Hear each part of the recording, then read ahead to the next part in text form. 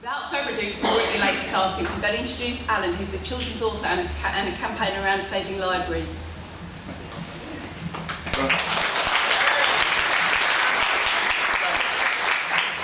Right, thanks very much, comrades. I'm going to basically talk about our vision of education and theirs. Michael Gove's most constant refrain has been that UK schools should be world class. Now, I don't know if anybody read a couple of interesting statistics today in the Observer.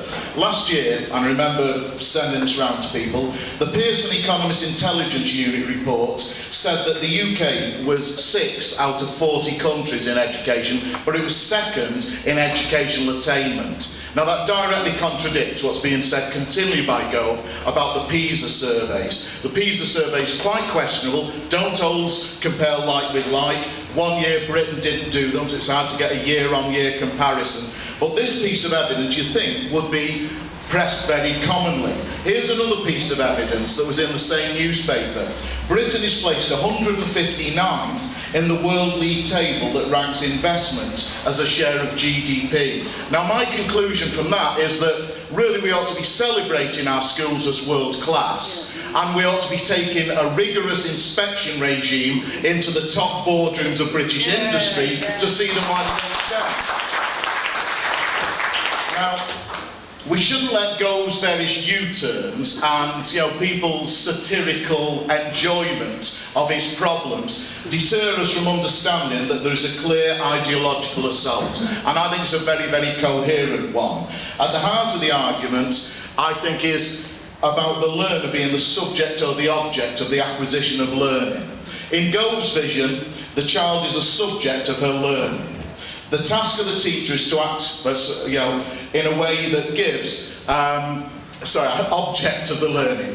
Gove's whole attack is that the child is a receptacle who needs to be taught world-class education, who needs to see this transmission belt of knowledge from above, vertically down into the learner.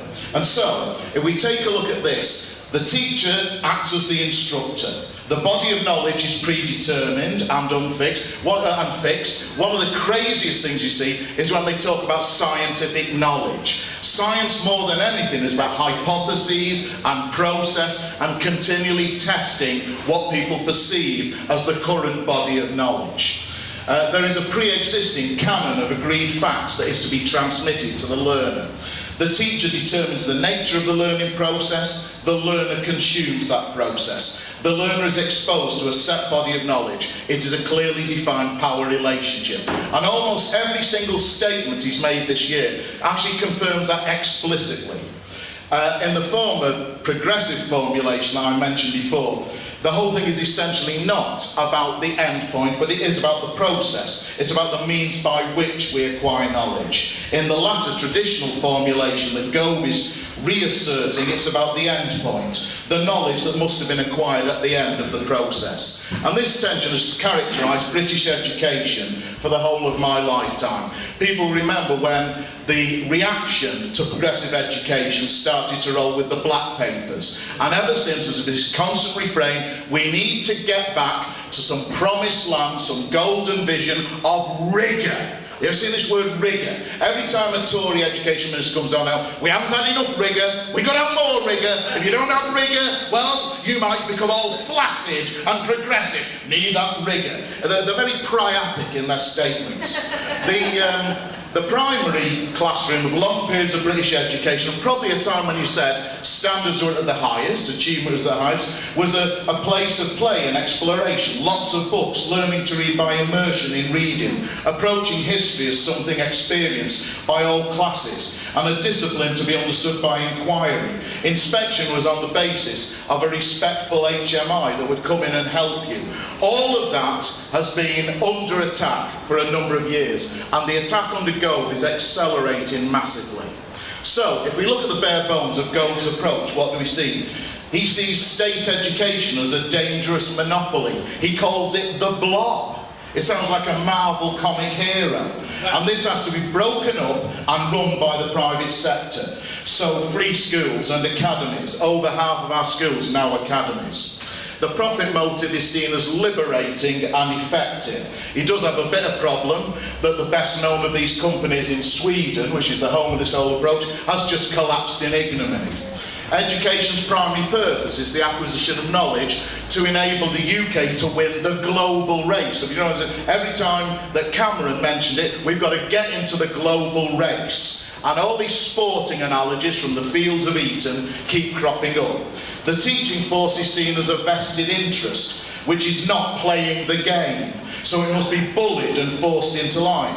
Regional pay, the abolition of staff rooms in some schools where teachers used to collectively organise. I'm amazed when I go into lots of schools now and there's no place that all the teachers meet. You meet, it's gone off. You meet in little departmental rooms with a cup of coffee.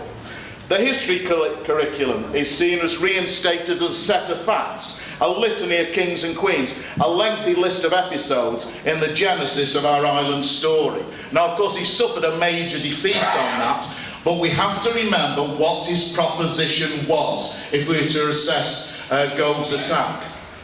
Oracy was going to be dropped from the English curriculum.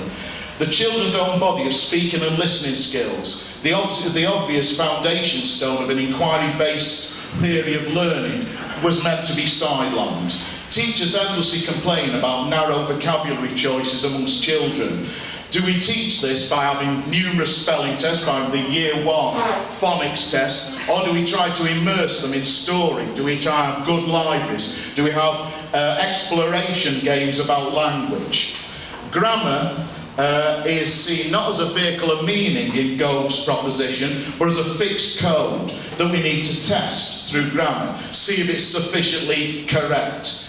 We're meant to teach it in endless top-down lessons rather than to demonstrate it in scaffolded lessons, demonstrated in context. Interestingly, even synthetic phonics advocates like Deborah Myhill and Ruth Miskin have got huge reservations about the Year 6 tests. Now, I had a meal with Ruth Miskin some years ago, and she actually found her a pretty charming one. We disagreed about phonics, but actually a whole body of the views that she subscribed to were formulated in the 1970s and progressive education.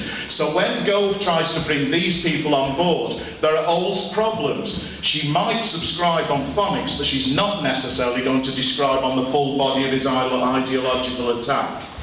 The Year 1 phonics test, I had a classic in Liverpool. I went to one of the most deprived schools in Liverpool, and the Polish kids who had not yet learned English beat the English kids in the phonics test. And when it came to the English kids, do you know the words they had a problem with? They did really well on the nonsense words, where they knew it wasn't a real thing. The word that tripped them up was turnip, because we Scousers don't eat vegetables, we just don't do it.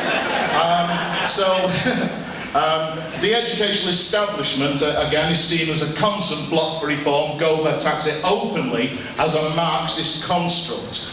The education system becomes a transmission belt for history, for industry, and you've just seen how effective that is with British industry.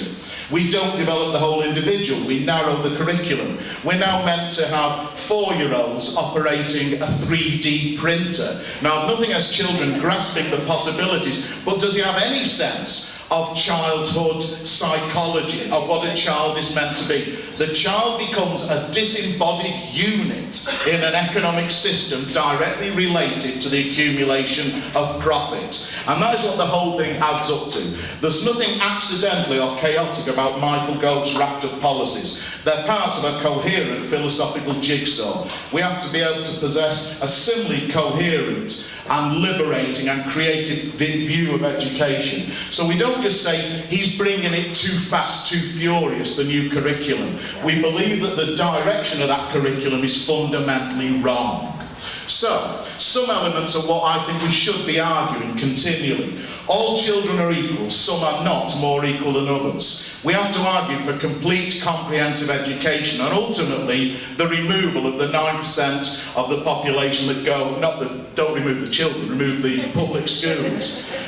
We have to raise the weakest establishments to the standard of the best. You shouldn't be able to purchase education as you purchase a Ferrari. Teachers in any common sense system, like for example Finland, one of the better capitalist education systems, Teachers there are seen as the greatest asset to education. They should be afforded respect and permitted a level of professional autonomy. They should be interesting and inspirational human beings, not worker ants. The teaching establishment is a body of professionals who undertake research which is peer-reviewed. They don't take their view of education from a Premier Inn survey. History is about knowledge, but it's also about the process of assessing that knowledge. It's about critical analysis and the understanding of the dynamics of human development. It is about the common people as much as the masterclass. Education is about process. Finland, always top or second in all of these international rankings, has just voted for more PE, music, art and crafts. Really interesting. They see the world developing by using language, by flexibility, that to cope with the rapidly developing changes in the world, children will need to have flexible educational mentalities, not a fixed body of knowledge. Marketisation is not a panacea, as I said. Sweden's JB Education has collapsed. The company was owned by a Danish private equity firm, and bizarrely, Chief Executive Anders Hultin said the collapse of his company was proof the system was working. I think he needs to look at his acquisition of language. Oracy is the foundation stone of learning. We should be encouraging children to speak, to immerse themselves in the range of talk and in our history. Grammar, syntax and phonemic knowledge are the means to an end. The formulation of meaning and language policy should reflect that.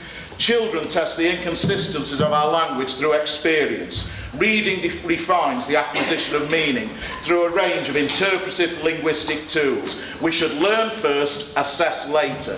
In this country we spend nearly all our time now assessing children without actually encouraging the quality of the learning process. Learning as well, this has to be firmly said, is its own end. Its application to the world of work should come on the basis of polytechnical repertoires of skills and templates of learning, not a narrow market-driven goal.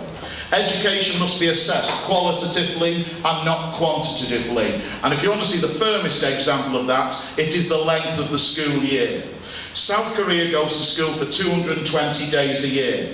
The UK 190, Finland 188, and the US 180. Finland is #1 in the study effectiveness criteria. South Korea is 24th out of 30. South Korea drills their kids in school far more than Finland. Finland gets the most out of them. So it's not good enough to play a defensive bat alone, arguing that Gove's reforms are too deep, too fast, however true that is. He has a broader vision. It is up to the left to formulate that alternative vision and to contest it with vituperation, with facts, with research, with talent and with creativity. I don't think we've done that good a job over the last few years. We have to sharpen up our game.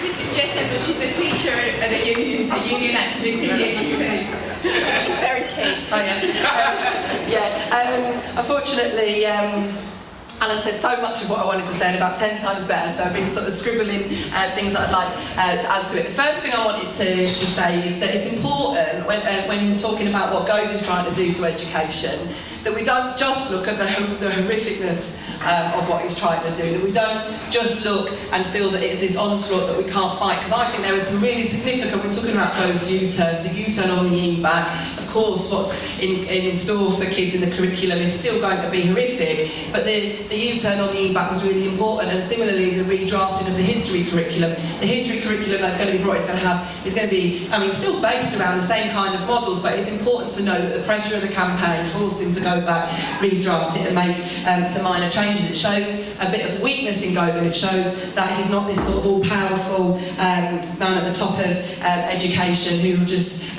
do what he wants to education and not meet any resistance. So, you know, it's really important we should take some confidence from that, and anybody really that wants to see Gove get a bit of a kicking should take a little bit of a confidence from that really. But also what I think is that the fact that he's been forced back a little bit, just a little bit on these things, opens up a big space for us to start to talk about what we actually want to see in our schools, the kind of curriculum that we want to see, the way in which we think children learn best, the communities that we want to build around schools, and what the best pedagogical practices are, and also how we can forge an alliance between children, parents and teachers to talk about the education system and how we would want it to be run. And that's what I think we have to start from. And I totally agree with Alan when he says the argument is not about whether Gove is going too fast and not listening enough. The question is about whether we want to talk about a completely different vision of education and start to fight for it in a positive way. Now, I'm a primary school teacher, so a lot of what I'm going to say is about the primary curriculum, but the same principles underpin what Gove wants to do right across education, primary, secondary, right from early years onwards. And the first thing I want to say about the primary curriculum is it's a curriculum that is absolutely crowded, full of facts, full of figures, full of knowledge to be poured into children's heads. It is content driven, it is not experience driven. It's about a dictatorship of content over experience. And in the way that Alan talked about, it's very much based on a transition belt model of learning. The idea, when I trained as a teacher, and any teachers in the room will know, when you go to university, the first thing that is made pretty clear to you is that there are different models of learning, and that the one that is the most wrong is the idea that children are empty vessels to be filled up full of knowledge, and that is education. You learn that that is the most wrong vision for education, and yet that is the thing that Gove wants to base the new curriculum on, the idea that children are empty vessels, that experience means nothing, that their backgrounds mean nothing. In fact, you can just fill them up with facts. It's things that everybody that knows about education knows is completely uneducational and the worst possible model. And people talk about grad grind, don't they? Talk about it being a grad grind curriculum straight from the 19th century, the way that Gove talks about rigour, and you can imagine the imaginary teacher that he has in his head, the teacher that stands at the front, almost mortarboard, chalk and talk. You will sit there, you will listen, you will learn from my knowledge, my superior knowledge, and I will impart it to you. And there's some quotes from Gove that I want to give because I think they are really revealing about the kind of ideology that he's pushing. This is what he says. He says, "It was an automatic assumption of my..." I'm sorry people have heard this before because I have spoken about it in various means. "It was an automatic assumption of my predecessors in Cabinet Office that the education they had enjoyed, the culture that they had benefited from, the literature that they had read, the history that they had grown up learning were all worth knowing. They thought that the case was almost so self-evident that it scarcely needed to be made. To know who Pericles was, why he was so important, why acquaintances with his thoughts and words mattered. It didn't have to be explained and justified. It was just the sign of an educated person, and to aspire to be an educated person was the most noblest of ambitions." And it sums up Gove's attitude. Of course, I'm not against children learning who Pericles was, understanding his thoughts and words and why they mattered.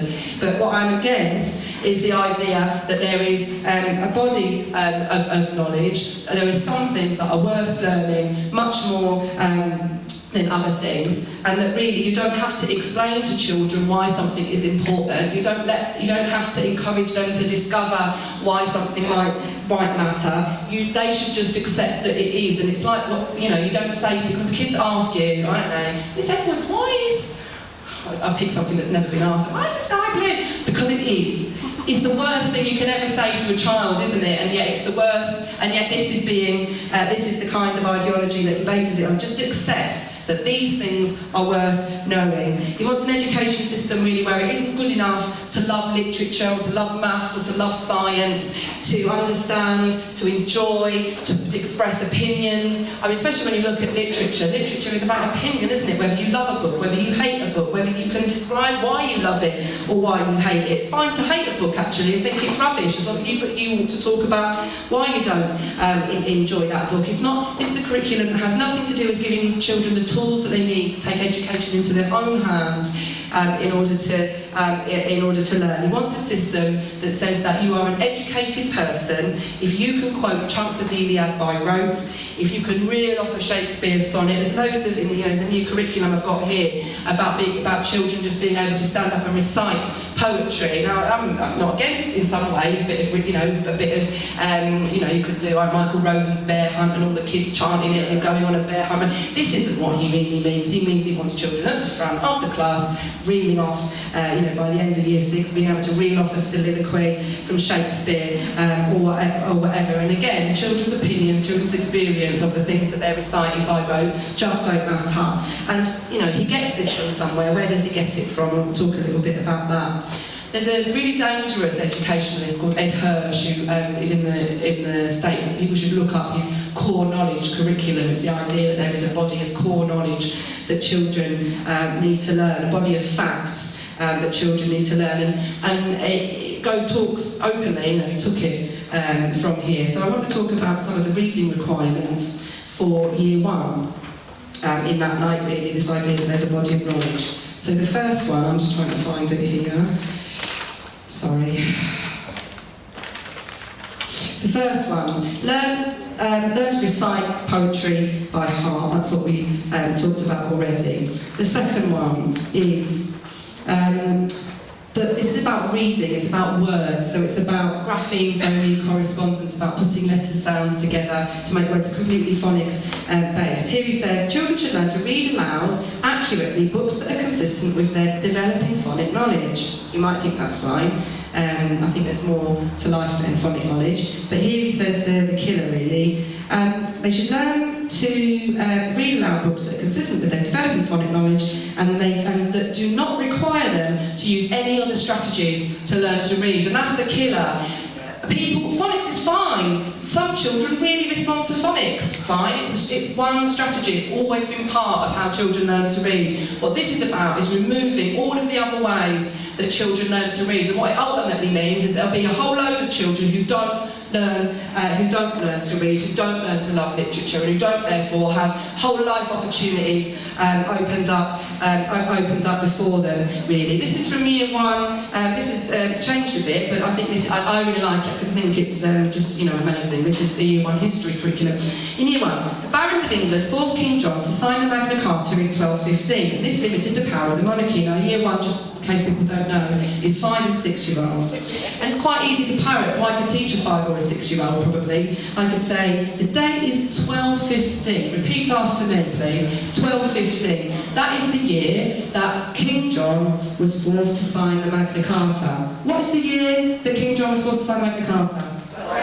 Well done. You've passed year 1. And it's very, very easy to parrot. What's difficult is to understand the concept. Children are now being taught in year 1, they have to understand the concept of democracy. Now, you could have a little vote, who would like to read this book, and who would like to have that. The idea that 5 and 6-year-olds are developmentally ready to understand, parliamentary, all this kind of stuff is an absolute nonsense. And there's a really good piece by Benjamin Zephaniah on this stuff, actually. You can see if you go to the Education for Liberation blog, there's a link to it, which is really, really excellent. The phonics test, I've only got 2 minutes, wow. Basically, in that case, I'll cut that bit out. What I want to say, really, is that what Gove is doing is deliberately setting children up for failure. He does not want working class children to really, he talks about actually what I want is working class children to achieve. This is rubbish. If he wanted working class children to achieve at school, he would not be bringing in this curriculum. He actually wants failure. Children can't learn in the way that the new curriculum proposes that they will learn. They will find it harder and harder to achieve at school. And that's just the fact of it. And of course this will be ever more policed by Ofsted. And with the performance-related pay that they're now bringing in for teachers, you're going to end up with a system where teachers start to look at a 5-year-old child as well, and whether they know the difference between a fake word and a real word is going to make a difference to whether that teacher can pay their mortgage or not. That is a terrible, it's the most disgusting way of setting up the relationship between teacher and child, and it's something that really has to be thought. And this is, I can't go into loads of stuff about how real learning happens, but we have been part of, I'm from Lambeth, and it has been part of creating this charter. It's a charter for primary education, but there's lots of things happening in secondary as well. And what this is about is not simply saying what we're against, but setting out a vision of what we're for. So it talks about why, that a broad and balanced curriculum that plays to the many talents that children have is the kind of curriculum that we need. It's about talking about experience and play as being the real foundations. Why do we talk about play? People think, we just let them run around. What is it Liz Truss said, without a purpose? All these nursery children running around, just playing without a purpose. The ability to look at children playing, to understand how they're trying to make sense of the world around them through their play, and to understand how you as a teacher can take that play further, how you can develop the things that they need in order to gain a greater experience out of that play. That is a skillful job, and that is something that is being completely removed, through the de-skilling of teachers, through just simply education being about targets and tick boxing. Good learning takes time. It takes time. It doesn't happen in a curve, in a straight upwards curve. Everybody knows that. Everybody knows that children make huge leaps. Maybe they go backwards a bit, and all of that sort of stuff. The charter also sets out about children's backgrounds, about celebrating the backgrounds that children come from, rather than treating those backgrounds as a problem to be overcome. Starting with the child, starting with their own experiences, and working out how we can build on them. It talks about teachers, instead of being policed by Ofsted, to have a collaborative approach, where teachers from many schools get together and talk about the curriculum, where they share experience. The problem is that we have competition ridden into the heart of the education system. Teachers competing against each other, and now with performance pay coming in, actually teachers will be competing with teachers in their own school, because why would you share planning? If your pay is determinant on it, why would you sit down and share your ideas, give your ideas to somebody else? They're going to get the pay rise, and not you if you do that. It's completely, this is setting up our education system to be complete, for children to be complete failures. And what I think is we need more initiatives like this primary charter, things that say not just what we're against, what we're for, that there is a positive vision for education that we have to fight for.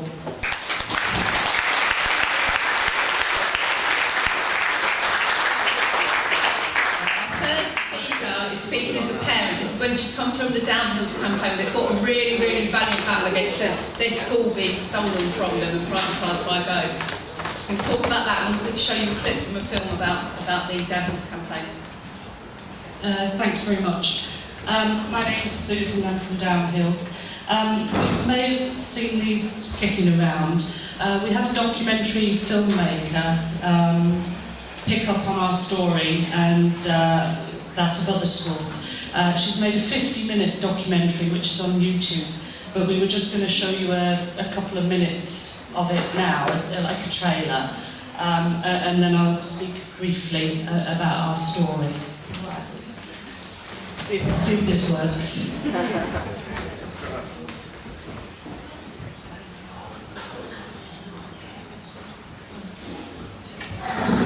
This is just 2 minutes.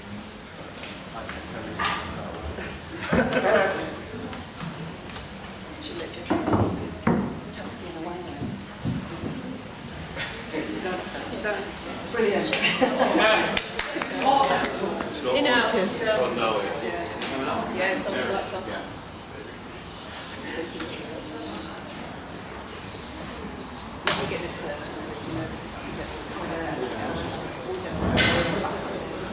And they don't look as fans too. The projector will take a few minutes to warm up. I tried. I'll start.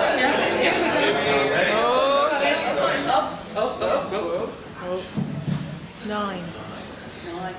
Eight. I think that means it's about to That's switch. actually interesting. 5, 4, 3, 1. Last call. Yes. Oh, we are there.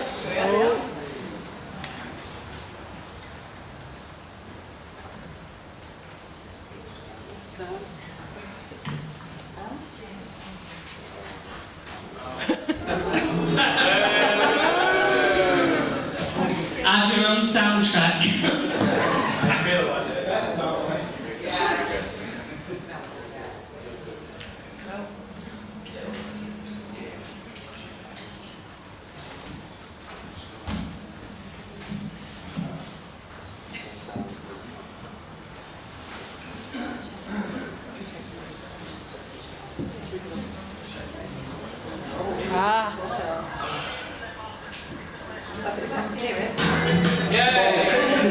world.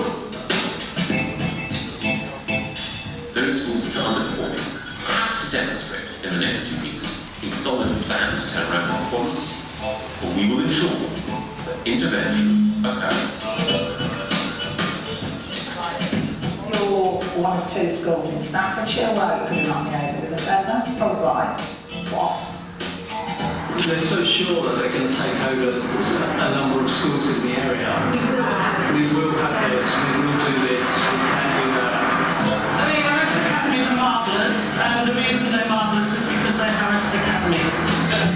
While they're treasuries is saying one thing, academies do not perform better than non-academies, whichever way you cut it. We moved from 10 years ago being 8th in the world to now being 28th in the world. And I pointed out that actually the country had improved because the number of countries had doubled. Lots of money out of education. Loads of money out of education. As far as those property margins are looking out for me, I know. I believe that Gutenberg was only interested in establishing a school for purely philanthropic reasons. He's taken over the school, so I'm just so we can take over the shop. Yeah, well, nobody told us we were going to take over the school. The enemies of the Academy's programme, the enemies of reform. It's not fair for the teachers, and it's not fair for the kids at all. And it's not fair for how many kids at all. It's been a waste of time. No. If every school did this, it would soon stop. As so often happens in organizations, we substitute something easy but not necessarily right for something that's much harder. Because the other's too hard.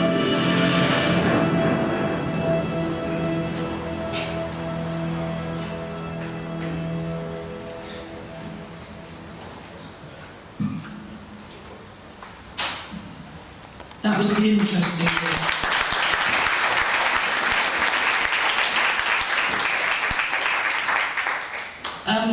I'm going to give a couple of minutes background on what an academy is and how we came to be where we are. Since 1988, all state-funded schools have been locally managed. It's a myth that there's a dead hand of local authorities and councillors running schools. Schools are run by groups of parents, teachers and local people who sit as volunteer school governors. And they're supported by local authorities, and some of their services are great and some of them are less than great, to be honest.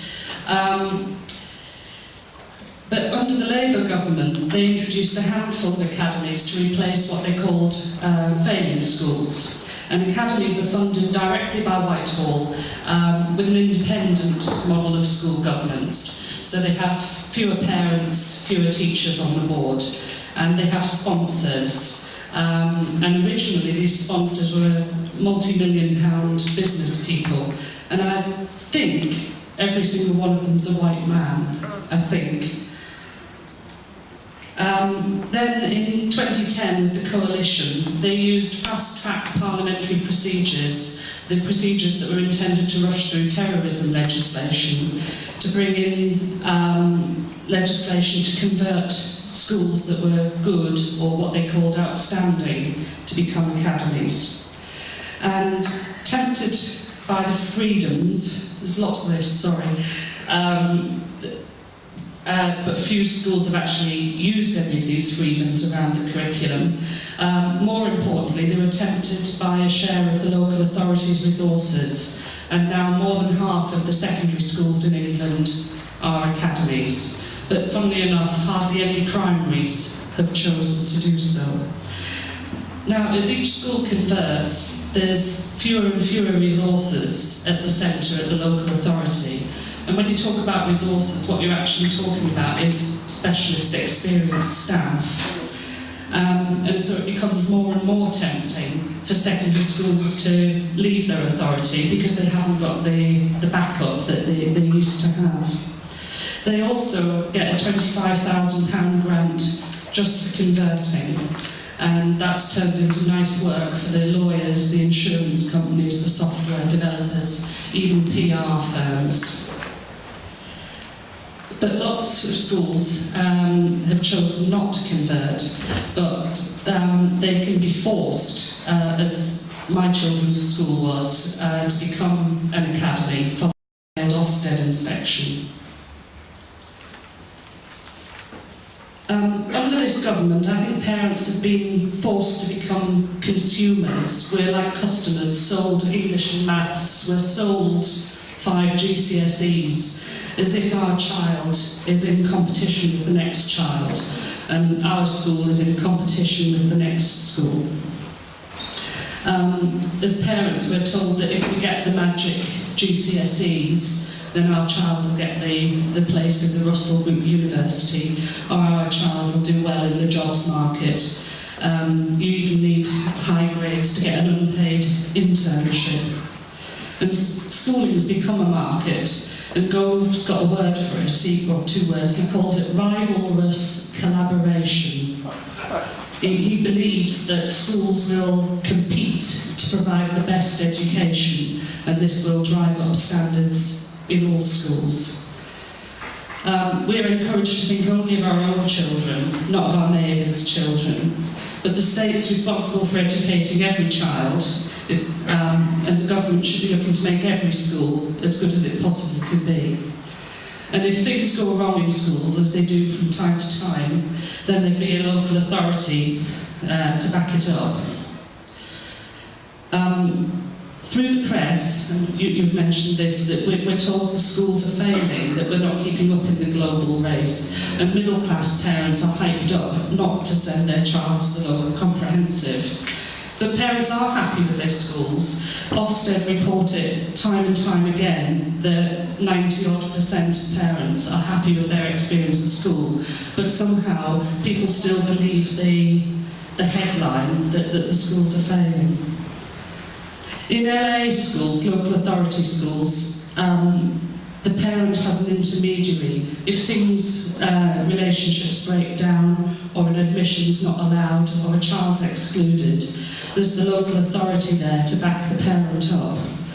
In an academy, if your child's excluded, you appeal to the governors of the academy, but they were appointed by the very people who set the academy up.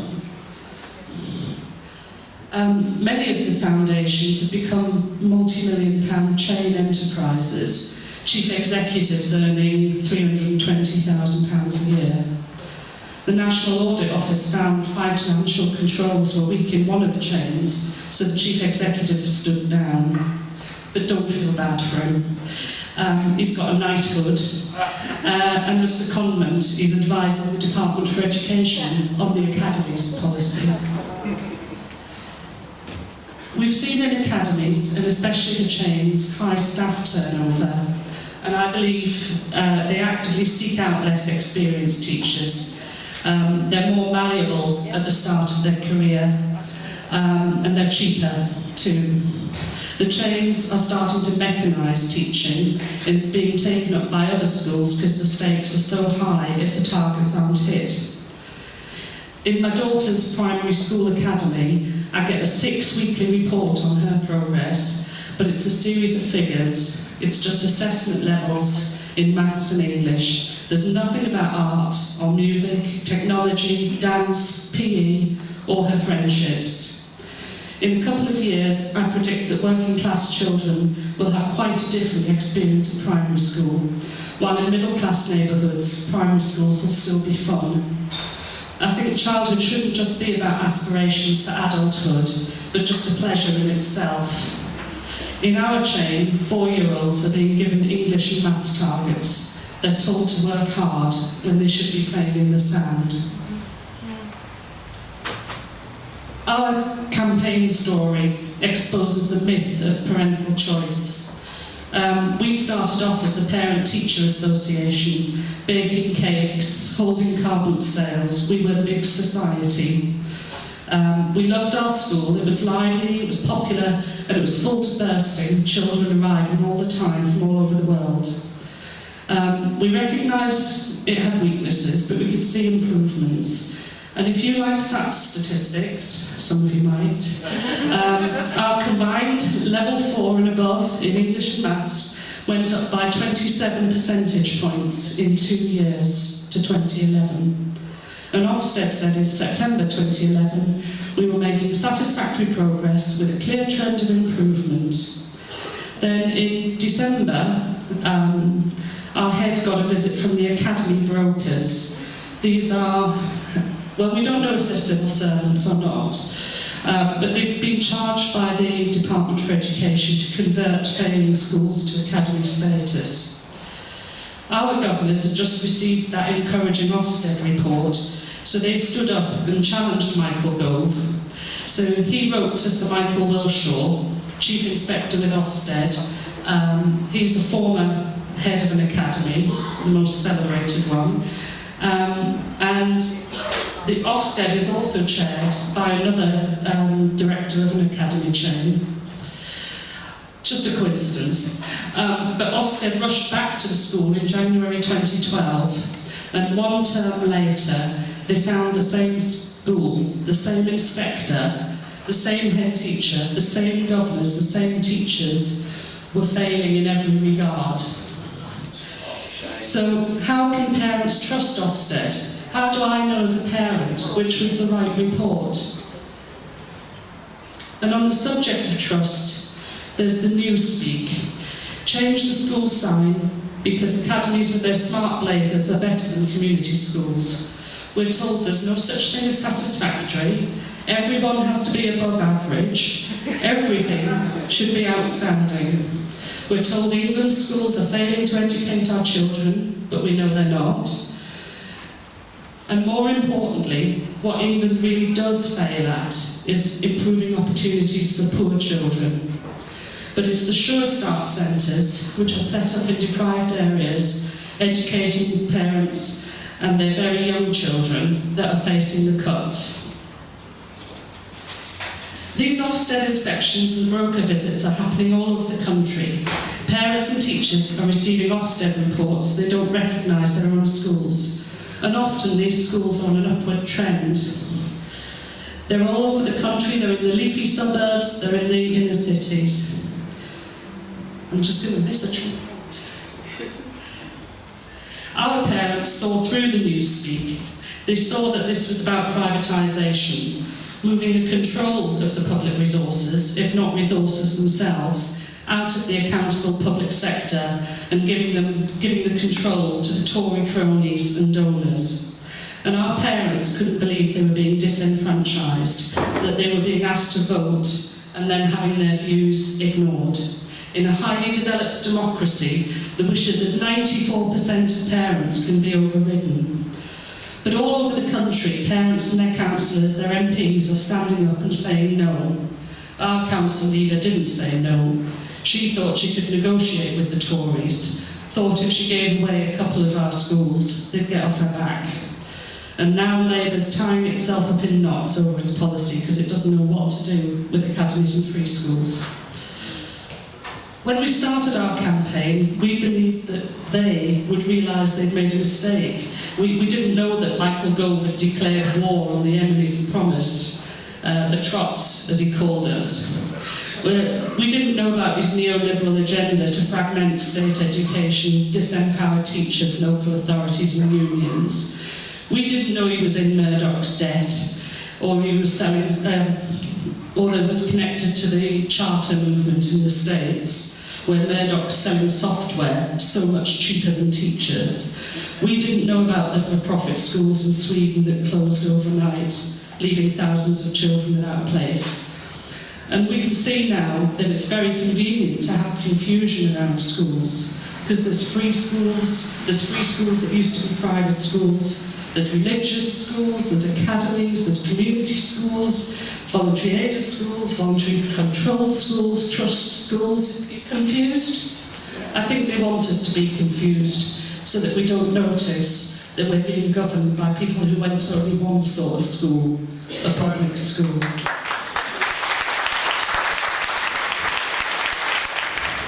I want to talk about how we stop the Tories' attack on education, because I think that all the speakers have given us a very good account of what's going wrong, but the critical question is how can we stop them? And I think that the important thing, that the central force is an alliance between teachers and parents. It's quite fashionable for some people. I think Zizek has talked about teachers being a bit of a reaction before they ever go on strike in defence of their own interests. And you'll know, I hope many of you will know, that teachers are taking strike action right now. In the North West there was a strike on the 27th and there'll be more action in September. What I want to argue is that for parents and for the rest of the community, supporting that teachers' action is absolutely crucial. It's not because you're supporting gold-plated pensions, it's because you're supporting a version of education that is entirely different from the neoliberal version.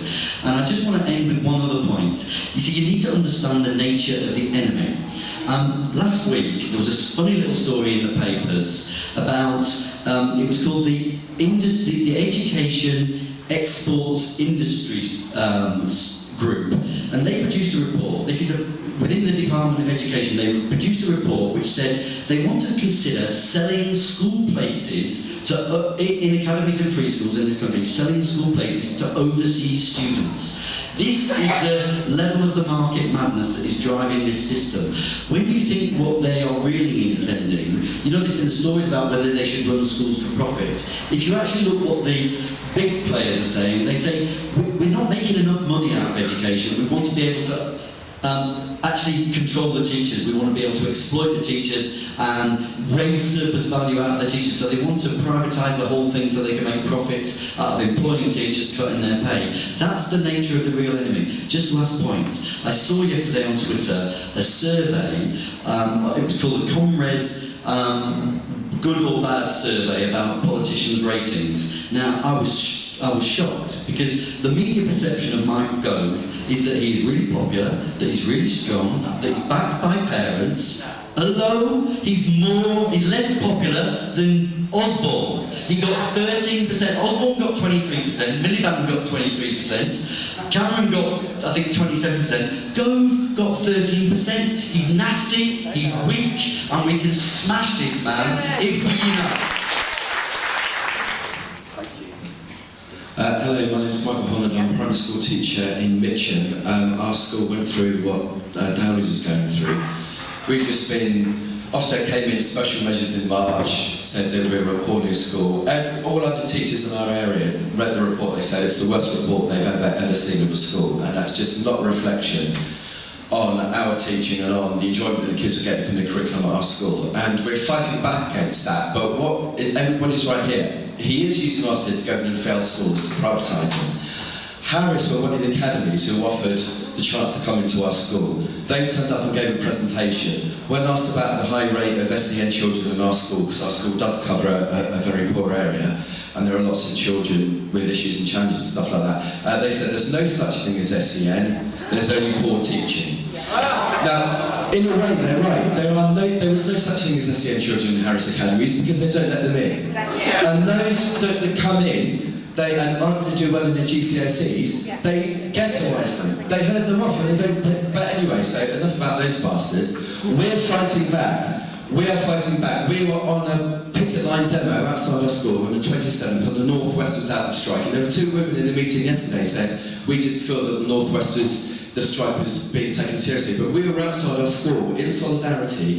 The amount of people who were going past and tooting, public vehicles, private cars, all that, we were absolutely amazing. Gave everyone a great big lift. On the back of that, we've organised a meeting in the middle of this council estate, Fitzbridge in Mitcham, where we're going to talk about the anti-patron tax. We're going to talk about the anti-academisation process. Even though it's taken over in November the 1st, we haven't given up yet. We're trying to get a postal worker to come along and speak. We're getting all these people to come along and speak and spread the message that the fight back in education can only be won if we can also stop the Royal Mail, if we can stop the privatisation of the health service and stop all this shit. And finally, the TAs in our schools are absolutely furious. They've all signed up to the GMB, if they weren't already members. They're absolutely spitting feathers. This week they were saying, how can the MPs give themselves 10 grand pay rise? And they're talking about getting rid of our jobs. They are spitting feathers. So it's a brilliant opportunity for us to link up with all these different things that are going on, as I know we are doing. We need to ratchet it up, keep it going.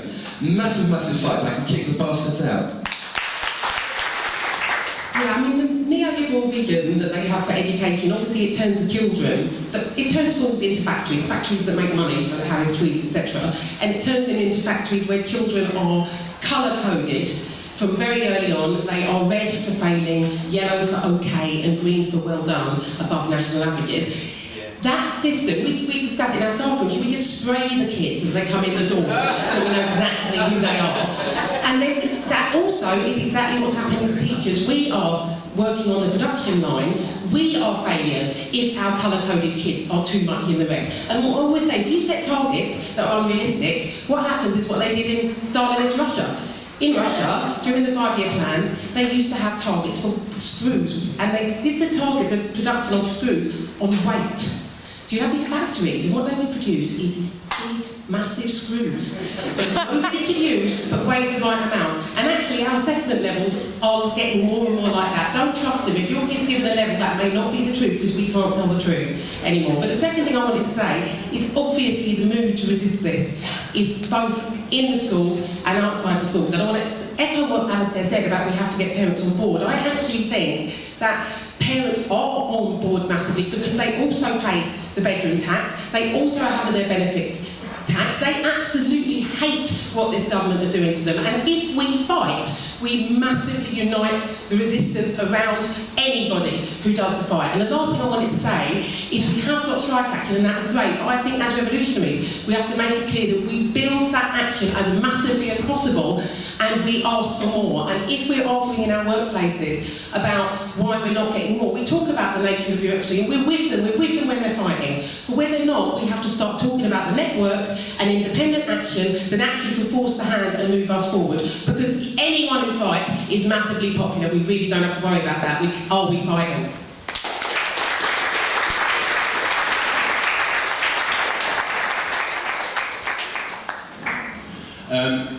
I just want to pick up on something Anna just kind of finished off on, mainly because our school, in terms of trade unions, from what I understand, the school has been on strike for longest over becoming an academy, which was 10 days. And we lost, which is actually the negative side of something, which kind of gives a bad picture. But I don't think that's quite clearly the case. And the reason why I say that is because we had several days of strike action, 2 1-days and then 2 2-days.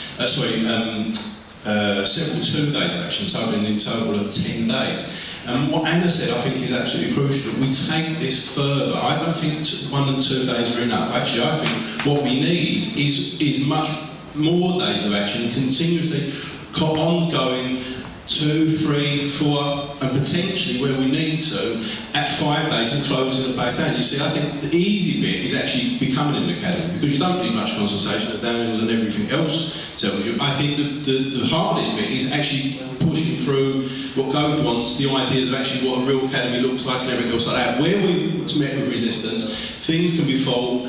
He doesn't quite get his way. I think on the issue of pay and everything else like that, we need that big campaign, we need the parents behind us, we need to take further and further action. More days of action actually wins other workers to our side as well, other parents to our side. And I just want to end with this, because it was said in the last meeting that I went to about Pete Jackson, 1972, what actually took place, 74, what took place, people come out and close the place down, and what happens? You can win. It's when you don't that you end up possibly defeated.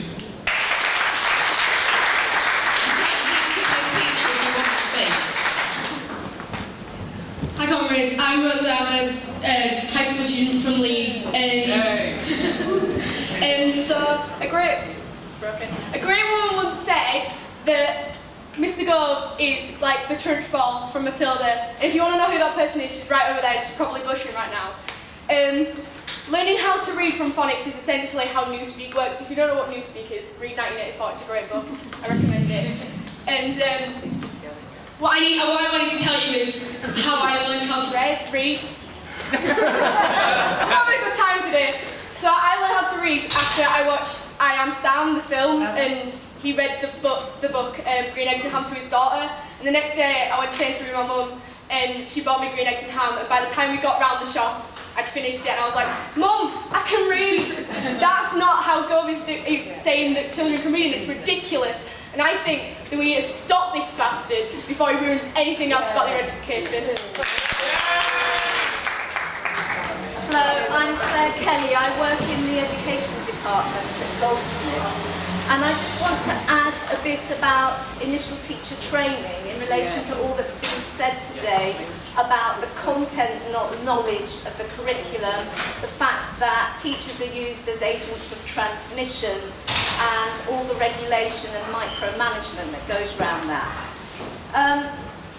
There's a crisis in teacher education, and it's quite a quiet one going on, because the places for teacher education that are allocated normally to education departments have been removed from those departments and put into schools. And you might say, well, what's wrong about that? Teachers know about education. But once you start to unpick that, there's a problem. Of course teachers know about education, but they're very busy, as they should be, getting on with their job of teaching children. So for teachers, it's a workload issue that they may turn around one day and find themselves, and in fact, next year, it's already happening, find themselves responsible for educating beginning teachers when they should be doing what they're there to do, which is working with children. The other thing is that education departments are already closing. We know that some education departments have closed because they haven't been given any numbers for students. And that of course means redundancies. So people are losing their jobs. Thank you. But also, in terms of those education departments like mine that haven't closed, we're going fine at the moment, we've managed. But there is the danger on the horizon that because you never know how many students you're going to have in the following year, you can't plan for staffing, you can't plan financially, and so the education departments, even those that are going, there's a possibility that they're going to be jeopardised, because it will be down to the schools, and this has been said now, mad as it is, that it will be the schools that decide on how many teachers are trained nationally in future. So it won't be the birth rate, it will be individual schools saying, well, we need a teacher here and we need a teacher there.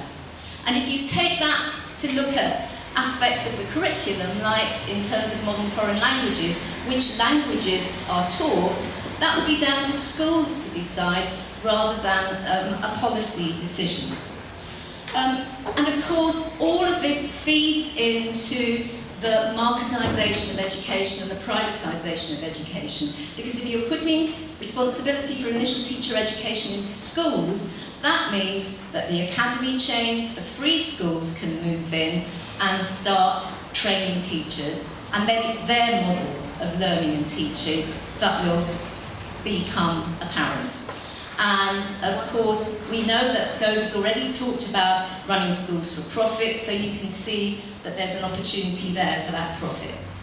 And of course, dear to my heart is the fact that if you take education out of education departments, out of universities, then the link between research, educational research, and teaching is cut.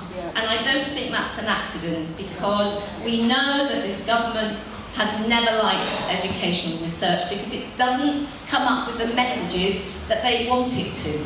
And so we know also that they base a lot of their policies on no research at all. Why not play the story? Yeah, so from that there are possibilities there that teachers are going to be trained without any knowledge of having a chance to actually look at alternatives. So that feeds into that knowledge, that view of teachers as just being transmission models of whatever next comes along. Right, so I just want to say that we have a campaign in the UCU where we're hoping to defend teacher education and to work with parents and teachers and other UCU members. So if you've got anything to do with the school, ask about teacher education in school. Thank you. London. I'm not a teacher, but I'm a parent, and I just really wanted to sort of bring an example of what a rigid and rigorous education system does to an inquiring child's mind. I have the great pleasure of being a parent to an articulate, bright, happy, excited 5.5-year-old boy. When he went to nursery school, he was so happy. He loved going there, and he used to say to me, "Mama, It's not fair. Can't I be an afternoon boy as well as a morning boy? Can't I stay for lunch? And throughout the year, this little boy loved it. He had a great time. But, and there is a but, my son could count to 10 as early as he could talk. And he was a very talkative child. Anybody who knows him will know he'll talk and talk. So he went to school happily counting to 10. So we go to the first parent-teacher meeting at the half-term of nursery, and the teacher says, now, we'd like Arunav's mummy, we'd like to set some targets for Arunav. I said, yes, I'll set him some targets for him. Yes, what, making friends, being a good class member, what should we set him? We'd like your son to count to 10. Mrs. Davis, my son can count to 10. I know Arunav's mummy, but on the day when we tested him, Arunav didn't count to 10. Okay. So we come back and say, okay, we'll set it as a target. You and I both know that Arunav can count to 10, but we'll set it as a target. That's fine, we'll set it up. Fine. We come back Christmas. We have a parent-teacher meeting. Arunav's mummy, and we need to set some targets. Arunav needs to count to 10. Mrs. Davis, Arunav can count to 10. We're getting a bit less happy now. I know. But on the day when we tested him, Arunav didn't count to 10. Why didn't Arunav count to 10? We called him in from the garden where he was doing cartwheels, and he counted 1, 2, 3, 4, 5, 6, 7, 10. That's it. Oh, Mrs. Davis, can I go to play? So what do I say to Arunav? We come out and say, well done, Arunav, you've done very well at school, but Mrs. Davis needs you to be able to count so that she can put the tick on her piece of paper for you. The next time Mrs. Davis asks you to come in and count, can you please count slowly and clearly? We speak at the next meeting, and Mrs. Davis says, I don't know what you did to Arunav after the parent-teacher meeting at Christmas time, because Arunav can count to 10, and he's spelling right, and he's doing this, this, and this. Arunav had learned a very sharp lesson, that in order to get on in school, it doesn't matter what you're capable of, you have to be capable of it in the way in which they want you to be capable of it, and you have to do it on your own.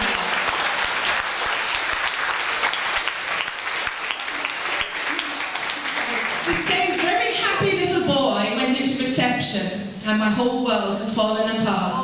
My little boy, in the second week of school, has said to me, Mummy, I don't want to go to school anymore.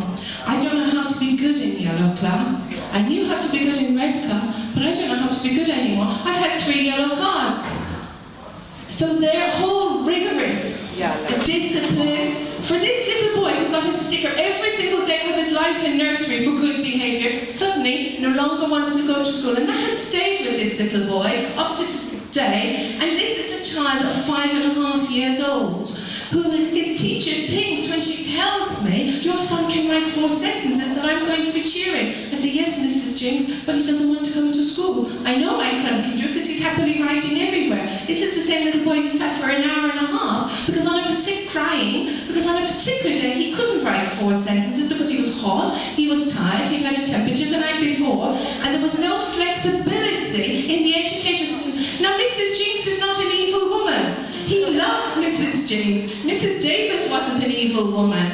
They are doing this not because they believe it is right, but because they are tested, they are asked to perform, and they will not be able to pay their mortgages if they do not perform. So my baby must perform so they can perform, so they can carry on with their life. And that is why it's so important for us as parents to unite with teachers with their strike and to fight against this performance.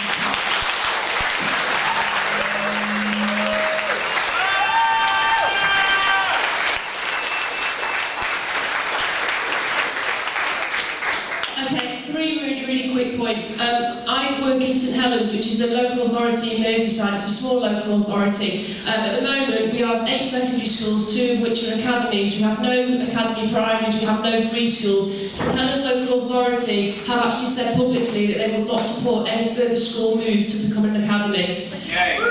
Second point, I think we have to be really, really clear. I think Alistair said earlier about who our enemy is, and if you start to do some reading around in there's various books around that show you all the links between all the corporations, all the global companies that are benefiting already from our education system. When they bring out a new curriculum, who do you think it is that provides the books that exactly match that curriculum? It's Pearson Education, it's Murdoch's company. Okay, those links have to be made more public and more explicit. I know a lot of people are doing work around that, but we have to get that message out to people. And my final point, and this is particularly to teachers in the room, I know it's the last week of term for most people next week, but if there is one thing that you do when you go back into work on Monday morning, I want you to sign people up to come to Manchester on September the 29th and get the biggest demonstration against these bastards so we can get them out. Right. Yeah, I think I'd like to propose a few things to raise standards, which are actually fairly cost effective. First of all, stop the shilly-shallying, Mr. Gove. Free school dinners for every single child. That means to be well fed, it only costs £900,000. That is a very tiny fraction of the updating of Trident. For example, we could bring science in schools, I mean real science, discovery. I was in a school in Cumbria where they brought a rocket in from British Aerospace. All the scientists took part. A cluster of schools, the kids were floating helium balloons, shooting jets of flame across the grass. They learned more about science in that day than all of the knowledge through time's ticky box testing that you'll do in a lifetime, and it cost each school about £300 each in the cluster. They'll remember that for a lifetime. Probably for less than £900,000 we could do that nationally. This is what could be done. We could make school libraries statutory. I organised a campaign, wrote to Michael Gove. Johnny's reply was, we can't tell schools what to do.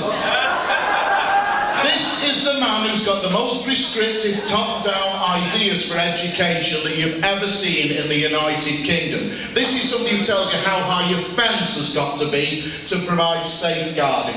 This is somebody who's helped to make this culture that it's more difficult to get into a school in the United Kingdom than for Tom Cruise to break in Mission Impossible.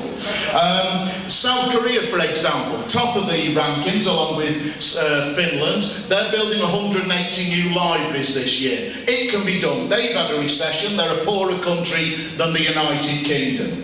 We could start school later.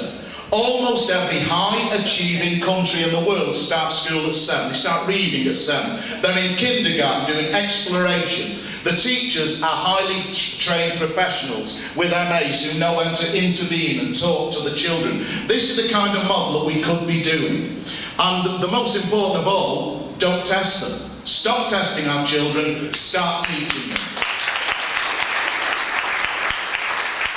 The most consistent, high-performing country, peer-reviewed evidence, many researches, is Finland.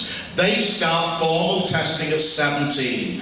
Everything is about the quality of the learning experience for the child, and they are now trying to make that a more polytechnical and broader experience. So the arguments that teachers are greedy and unpopular, that standards are falling, only gain traction in a period of passivity, when there's a paucity of campaigning, when there are poor relationships between parents and teachers, where teachers primary and secondary blame each other over the tracking of the testing, and when there are few challenges to the intellectual arguments of the neoliberal agenda. That means it's quite clear what kind of a programme of action socialist radicals, progressives, trade unions have to undertake. And that is to strengthen union organisation, to contest every single regressive argument, to show the evidence of which companies are trying to pick like vultures off education, to challenge every argument about phonics. And the phonics argument is actually shot. I can give people the evidence if they want me to email it to me, if they want me to email it to them. And we have to, most of all, back the NUT-NAS campaign of industrial action. It is in that kind of furnace of struggle, and that's where it has to be. And I agree with people, when you get a day here, a day there, and there's not that much momentum, the danger is that people can put in the knife and divide and rule and break it. We have to see an ascending level of action, because unless you can win on those kind of actions, you cannot lay the basis for that future vision of education we all want to see. Thank you.